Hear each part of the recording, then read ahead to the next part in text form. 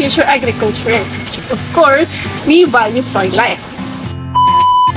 Halaga sa amin ang mambuhay na nasa lupa. Silang nagpapalago, nagpapasagana, at nagpapataba ng ating mga pananim. Microbes, fungi, and even larger organisms like earthworms are goals for life. We think of them as the unsung heroes of the plant world. And here are the reasons why they are so important. Una, nagsisilbi silang microscopic munchers. Silang mga taga-tunaw at taga-kain ng mga organic particles.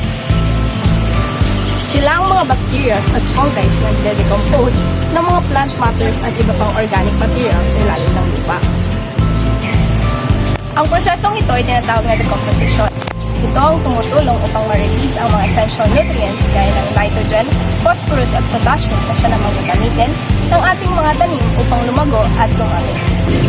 Mayroon din tayong worm powerhouses. Earthworms serve as the nature's tillers. Habang nagpuputkot sila at nabubuhay ng lupa, ay nakakagawa sila ng mga tunnels na nagsisilbing drainage at aeration ng lupa. Nagsisilbi din silang master builders o mga inhinyero sa lupa.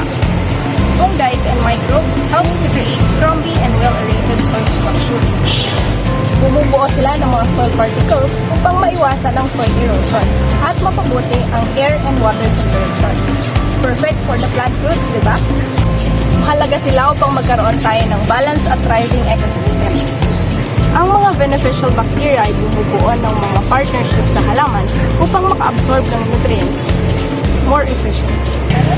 Samantalang, ang mga predatory microbes naman ay tumutulong upang makontrol ang populasyon ng mga harmful organisms. Sa makatuwid, ang masaganang lupa ay siyang pundasyon ng masaganang ani.